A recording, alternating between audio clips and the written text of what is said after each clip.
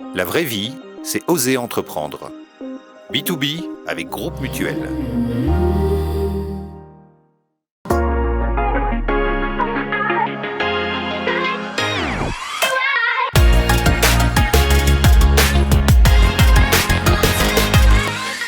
Bonjour à toutes et à tous, bonjour Frédéric. Bonjour Vincent, ravi de vous retrouver. Un B2B spécial Vincent, nous donnons bien la parole à une entrepreneur, nous parlerons bien de son parcours, mais nous consacrerons aussi une partie de l'émission au pitch, l'art de vendre une bonne idée, l'art de se vendre que doit maîtriser tout créateur de start-up. Avis à ceux qui nous regardent, donc comment exceller dans cet exercice souvent aussi déterminant pour décrocher un financement. Nous recevons l'associée de Artefact OI en Suisse, elle nous dira tout. Aujourd'hui, nous avons les bons conseils de Stéphanie Trang.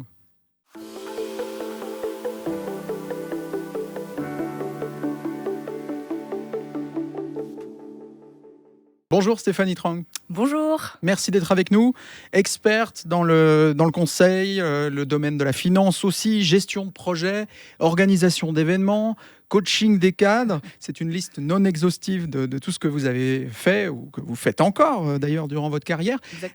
J'aimerais qu'on commence par le fil rouge. Quels sont les choix qui vous ont guidé à travers ces différentes activités ? Ah, ça, c'est une excellente question. Mon parcours professionnel est un peu particulier. J'ai un parcours assez classique, école de commerce, uni, et puis économie, finance. Et puis déjà, en licence en finance, je me disais, mais bon sang, les chiffres, ça me parle, mais c'est pas assez concret pour moi. Et ça, je l'ai ressenti pendant des années, mais malgré tout, j'ai commencé chez PwC, donc PricewaterhouseCoopers en finance pendant 7 ans.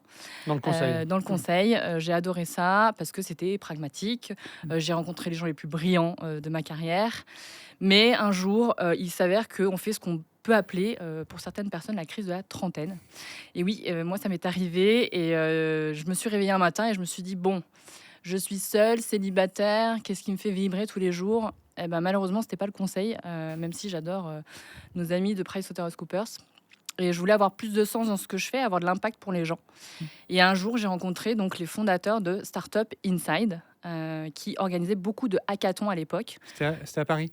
C'était à Paris, exactement. Vous dites, je me réveille un matin, ça s'est vraiment passé assez rapidement ou il y avait quand même quelque chose qui a trotté longtemps, une démarche qui a mis un bon moment à s'amorcer ? Non, la vraie crise de la trentaine, c'est-à-dire qu'un matin, je me suis dit, il faut vraiment que je change et que je côtoie d'autres personnes que les boutons de manchette, costard, cravate. Vous avez pris combien de temps à changer, vraiment faire ce switch ? Ça a mis 8 mois de négociation quand même avec le cabinet, parce que j'avais des bonnes relations, que j'avais responsabilités. bien, j'avais des bonnes responsabilités. Donc 8 mois de négociation, puis après, il fallait que je mature un projet professionnel aussi autre. Et donc c'est comme ça que j'ai créé aussi mon cabinet d'événementiel et studio design à l'époque, avec un associé pendant 1 an et demi. Donc ça, c'était une petite expérience entrepreneuriale que j'ai eue. Ce qui a fait que j'ai pu aussi faire des ponts entre le milieu start-up, puisqu'on a conseillé certaines start-up pour leur identité visuelle, et le milieu donc corporate, celui du conseil. 1 an et demi, ça a eu un impact important quand même, cette expérience qui est relativement courte ? Oui. Parce que entreprendre, c'est comme se marier. Même si je ne suis pas encore mariée, je me marie dans 1 semaine. Mais c'est vraiment un contrat de mariage dans le sens où on est au jour le jour avec la même personne. Et il faut avoir la même vision, regarder dans la même direction. Et parfois, on n'a pas fait assez l'assessment, on va dire, de notre partenaire. L'évaluation, oui. L'évaluation, oui. Et donc, il s'est avéré qu'on s'est séparés en bons termes, mais on n'avait pas les mêmes visions de l'entrepreneuriat l'un et l'autre. Qu'est-ce qui vous a amené dans le monde de la santé ? Vous avez fait presque 6 ans chez AI4Health. Exactement. Donc, j'ai monté avec notre président en France une initiative qui s'appelle AI4Health. Donc, IA pour la santé, et qu'on a cofondé avec J&J, donc Johnson & Johnson Innovative Medicine. Donc, ça s'appelle comme ça aujourd'hui. Donc, avant, c'était Janssen, le labo pharmaceutique. Et on connaissait la présidente directrice générale de l'époque France, qui voulait se connecter à l'écosystème de l'intelligence artificielle pour montrer aussi que la filiale était innovante, la filiale France. C'était en quelle année à peu près ? Ça, c'était en 2018. On ne parlait pas autant d'intelligence artificielle à l'époque, exactement.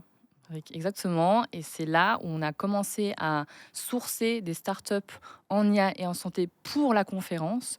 Je me suis retrouvée parachutée par Startup Inside et donc J&J Janssen à l'époque dans cette aventure, a créé en 1 mois et demi une conférence pour 1000 personnes au Palais de Tokyo sur l'IA et la santé. Et grâce à des partenaires comme Nvidia à l'époque, qu'on connaît tous aujourd'hui encore plus, qui ont un accélérateur de start-up, ils nous ont sourcé des start-up émergentes dans l'IA et la santé. Et effectivement, il n'y avait pas encore beaucoup de use case à cette époque-là, de cas d'usage. Je suis désolée pour mon franglais, mais je vais faire beaucoup de franglais. Exactement. Et du coup, on a eu 10 startups merveilleuses dans notre démo zone et puis une super belle conférence avec des professionnels de santé, des corpos, donc pharma, medtech company, donc ce qu'on appelle medtech company, medical device, tout ce qui est instruments médicaux aussi. Et puis, on a eu la chance d'avoir des partenaires comme AXA aussi, à l'époque, Assurance. Donc, c'est commencé petit, on va dire, puisqu'on a 800 personnes à peu près à la conférence. Puis maintenant, on a 2000 personnes à Station F. Donc, Station F à Paris, c'est un des plus grands incubateurs de start-up financé par Xavier Niel, le fondateur de Free à l'époque. Et puis, c'est vraiment un lieu et un espace, c'est un bunker, vous arrivez, c'est plein de ciment, c'est très impressionnant. Et là, vous voyez un village d'entreprise avec des investisseurs, des corpos, des startups. Et tout ça crée un petit village et on peut en même temps aussi faire des événements. Et il y a quelques mois maintenant, il y a eu un événement aussi organisé par Mistral. Il y a eu d'autres événements par... Mistral, c'est la start-up française qui fait parler d'elle dans l'intelligence artificielle. Exactement. Et Hugging Face aussi. Si on revient sur l'organisation de ce premier événement, l'IA, c'était relativement nouveau pour vous. La santé aussi. Comment vous avez fait pour vous imprégner sur une période si courte de la matière? Ouais, c'est une bonne question. Vous avez procédé comment? Alors déjà, notre président a fondé France ISEAI. Donc France ISEAI, c'est un peu comme France Digital. En France, la particularité, c'est qu'il y a... dans l'écosystème français, c'est qu'ils aiment bien les lobbies du digital au numérique. Donc, il y a France Digital. Et il y a un pendant sous-jacent qui a été France ISEAI, et donc qui a été à l'époque cofondé par notre président, Damien Grosmier. Donc, il avait un fort écosystème dans l'IA. Que je côtoyais aussi à l'époque, bien évidemment. Et puis, la partie santé, c'est plus Janssen à l'époque aussi qui nous a amené leur écosystème. Donc ça, en synergie, on a fait de la curation des meilleurs cas d'usage et des meilleurs intervenants pour cette conférence. Et grâce à une collaboration vraiment unique, on a pu faire une belle conférence, une première édition. Et c'est comme ça que ça a maturé. Alors comment ? En fait, de manière naïve, je pense que comme effectivement dans mon parcours, j'ai pas été dans la santé, j'ai pu poser des bonnes questions, je dirais, parce que c'est important aussi pour capter les bonnes informations et créer un programme en fait qui était accessible.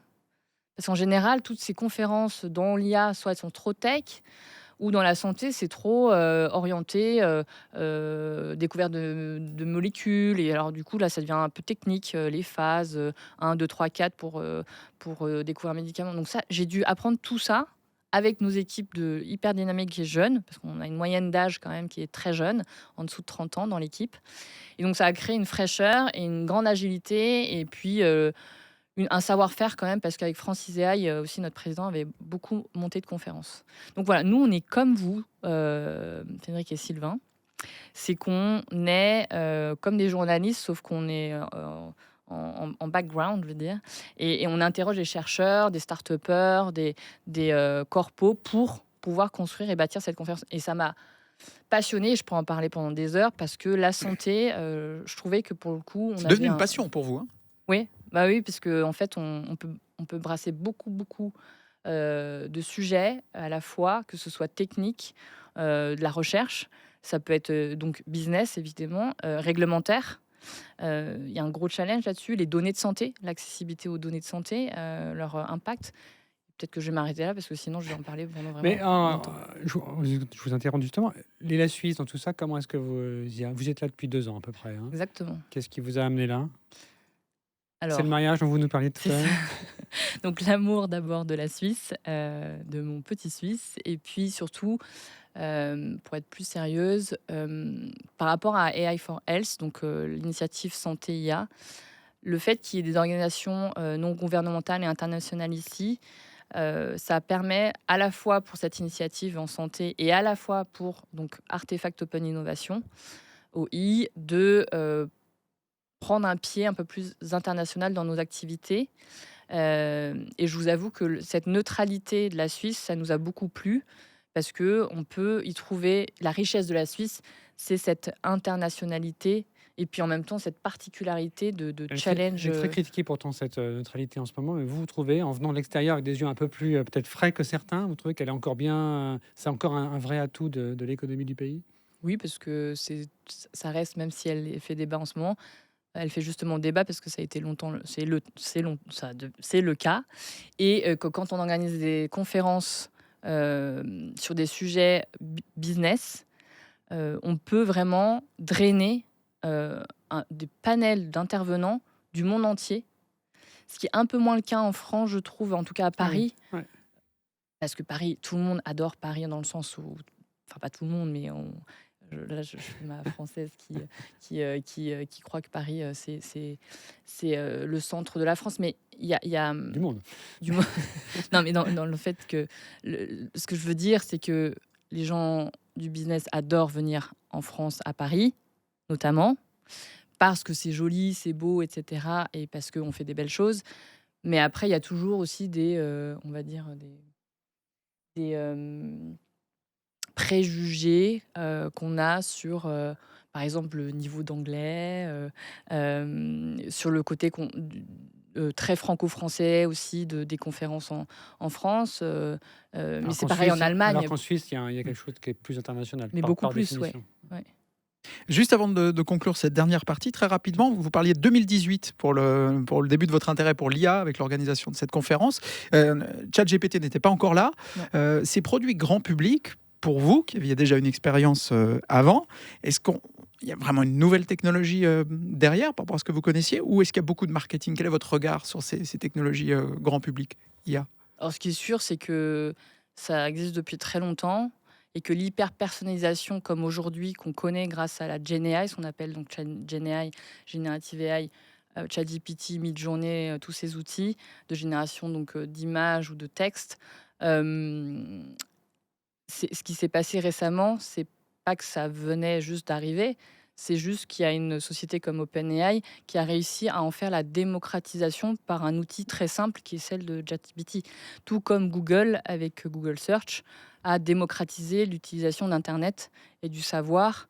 Donc, c'est des phases, des nouvelles technologies qu'on est en train de vivre, mais c'est certainement pas nouveau.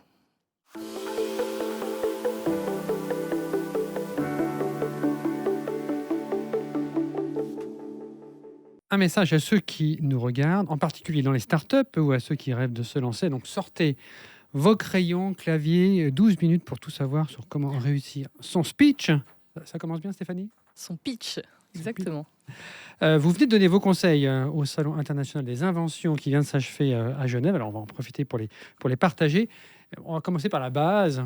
Qu'est-ce que c'est qu'un pitch exactement?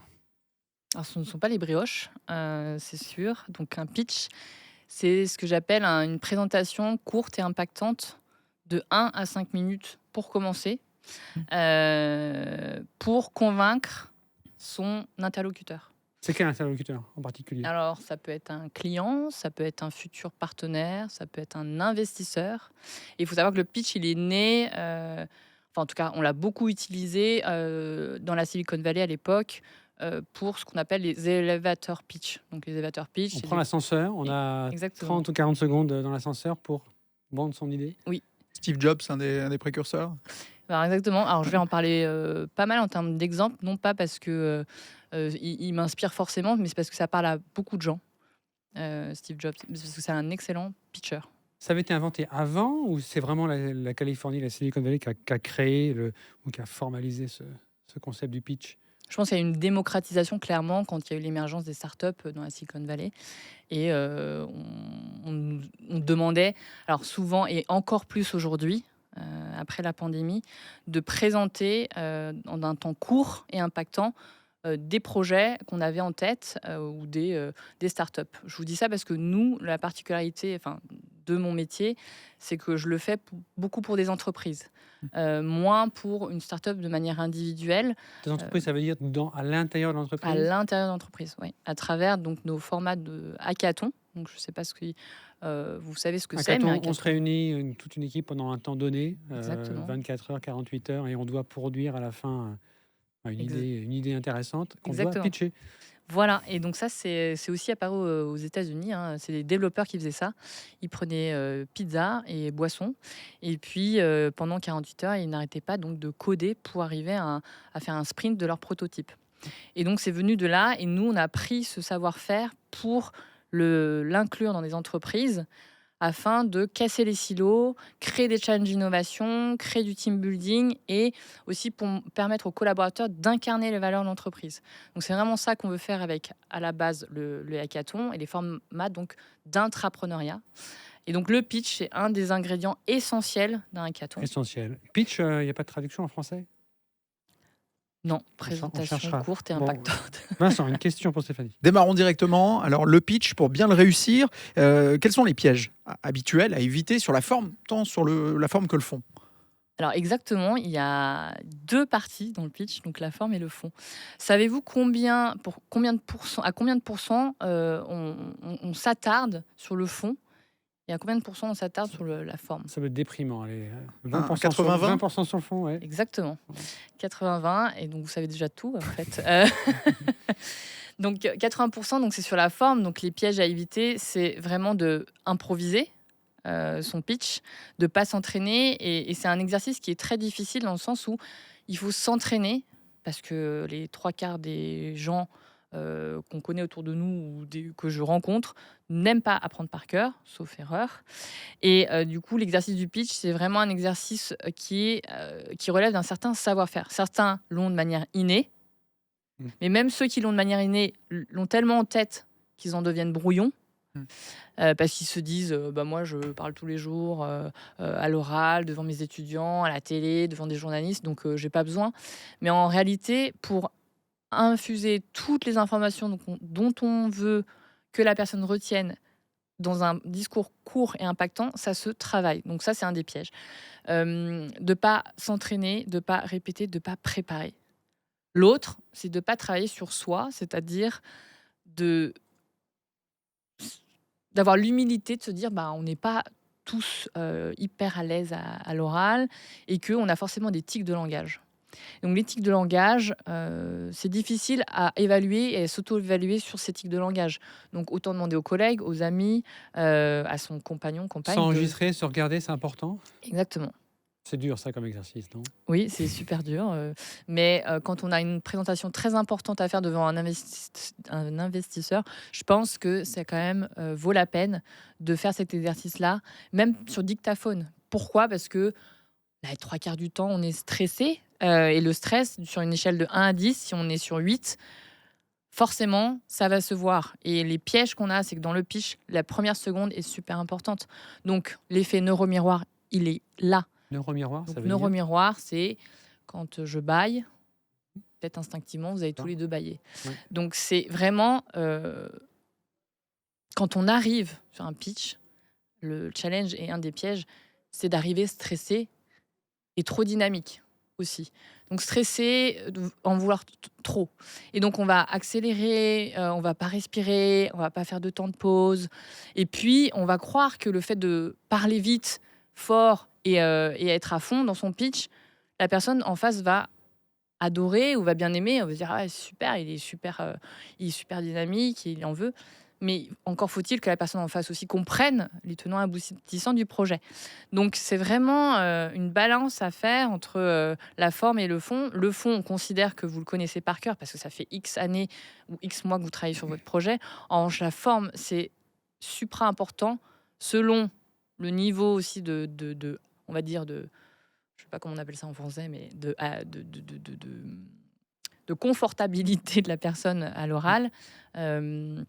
De prendre conscience aussi de ses défauts et de ses qualités. Et donc, d'éviter ce stress, respirer, montrer qu'on est content d'être là, présenter son projet. Parce que si on arrive et qu'on est tous stressés, encore une question pour ça se Vincent. ressent. Vous conseillez les interactions, de les ouvrir avec les interlocuteurs, ou c'est risqué? C'est-à-dire? Poser des questions à son public, prendre des Pendant le réponses, pitch. interagir Ça, avec c'est lui une pendant le bonne pitch. Le question. pitch, c'est dans une seule direction, ou bien si on a en 1 minute, j'imagine qu'on doit on doit aller à l'essentiel. Mais si c'est 5 minutes, on peut oser tenter. Il faut que ça réponde en face, sinon ça fait un flop. Ça dépend vraiment de la personne. Quand vous posez une question, embrayez sur la réponse de suite. N'attendez pas qu'il y ait Si une, ça deux, vient trois pas, il faut aller. personnes. Oui, c'est ça. Donc oui, on peut, mais c'est pareil. Pour les mises en scène, l'humour, Mm. moi, je ne suis pas extrêmement fan, mais ça peut marcher de temps en temps si on est très à l'aise et convaincu que ça va marcher. Ça va rendre service au projet. Voilà, aussi. Le meilleur pitch que vous ayez jamais vu, c'était fait par qui? Moi, j'adorais regarder les keynotes de Steve Jobs à l'époque sur les keynotes Bon, une Apple. keynote, ça, mais, c'est tout sauf un pitch. Ça dure oui. Combien de temps? 50 minutes, 1 heure? Ouais, mais pour vendre l'iPad, à l'époque, Steve Jobs, il devait en Oui, faire il une arrive à la description fin de la très conférence. courte Et encore une impactante. chose, et là, tout le monde se dit enfin, ça commence Mais le meilleur, vraiment. je ne sais pas si j'ai vraiment vu dans mon expérience professionnelle un meilleur pitch, parce que ça dépend tellement du niveau d'entraînement de la personne, du projet. Alors un qui aurait pu vous faire investir dans le projet? Il y en a eu beaucoup? Ouais, oui, forcément, dans la santé, il y en a beaucoup. Sur tout ce qui est prédiction d'Alzheimer, du cancer, tout ce qui est prévention, en tout cas, de rechute aussi. C'est des projets qui auraient pu m'intéresser. Après, c'est des projets très compliqués dans la santé, donc je dirais pas jusque-là que j'aurais investi, mais peut-être dans la food ou des choses un peu qui aussi sont des centres d'intérêt pour moi. Mais c'est compliqué à répondre à ces questions. Selon votre expérience, quelle importance accordez-vous ou voyez-vous le pitch prendre dans la réussite d'une entreprise? Parce que le pitch, voilà, on se présente devant un investisseur pour lever des fonds et permettre à l'entreprise de continuer ou de faire des tests pour son produit ou ce genre de choses. C'est vraiment un élément absolument déterminant, ou bien parfois on peut quand même y arriver, même en ayant échoué dans un pitch. Alors déjà, je pense que si on échoue, on recommence, hein.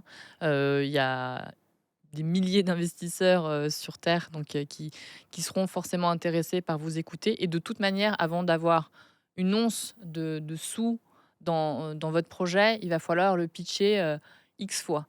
Donc, moi, à mon sens, encore une fois, je le répète, plus on s'entraîne, C'est la meilleur on pratique. sait. Non et c'est la seulement s'entraîner, pratique. mais aussi le faire devant un vrai public et finalement être prêt, même les premières fois qu'on le fait, que c'est pas là que ça va marcher. On Non. sait où il y a peu de chances que ça marche.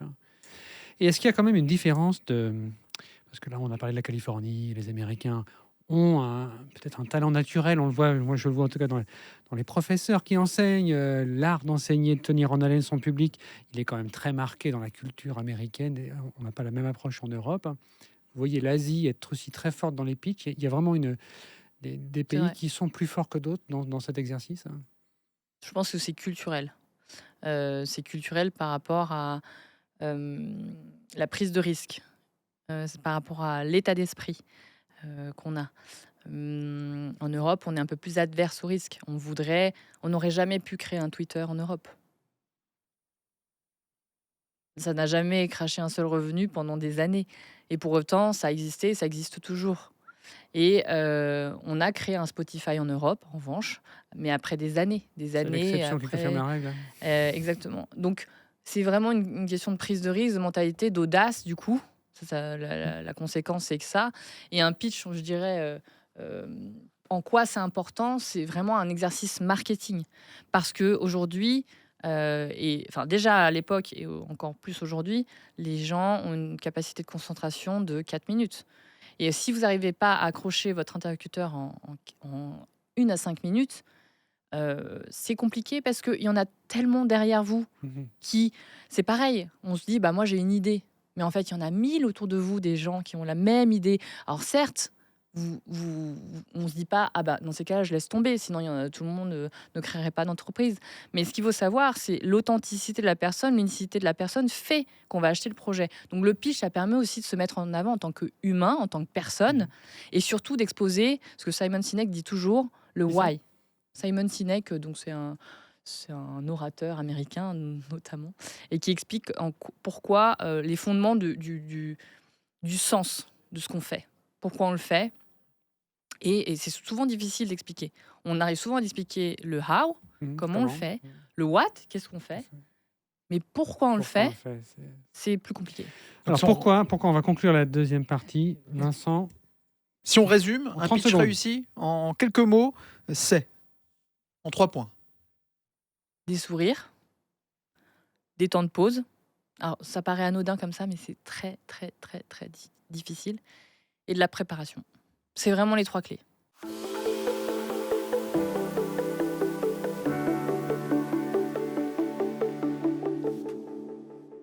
Stéphanie Trang, pour prendre vos billets d'avion, c'est une IA qui le fait pour vous ou vous le faites vous-même? Je le fais encore moi-même, mais les recommandations, en revanche, c'est une IA. Choisir une bouteille de vin, laisseriez ça à une IA? Ah, pourquoi pas. Oui, il y a une application qui fait ça en plus aussi et que j'utilise. Alors, je ne vais pas en faire la pub, mais Elle vous dit s'il est bouchonné? non, ça non. Je ne sais pas si c'est pour votre mariage, mais écrire des mots d'amour, l'IA ou vous-même? Les deux. Peut être inspiré par l'IA pour structurer ses propos, parce que ça, il le fait très bien. En revanche, effectivement, pour émettre ma petite essence, mon ingrédient qui est ma personne, ça sera moi. Oui. Préparer le programme de votre mariage, vous laisseriez sa chance à l'IA? Ah non, ça, j'ai pas fait. C'est plutôt l'humain encore qui a gagné. Merci beaucoup Stéphanie Trang d'avoir été avec Merci à vous. nous. Merci pour Frédéric. l'accueil. Merci Vincent. Rendez-vous la semaine prochaine pour faire de nouvelles rencontres, de nouveaux entrepreneurs, de nouvelles entrepreneuses en Suisse romande à découvrir dans B2B. À bientôt.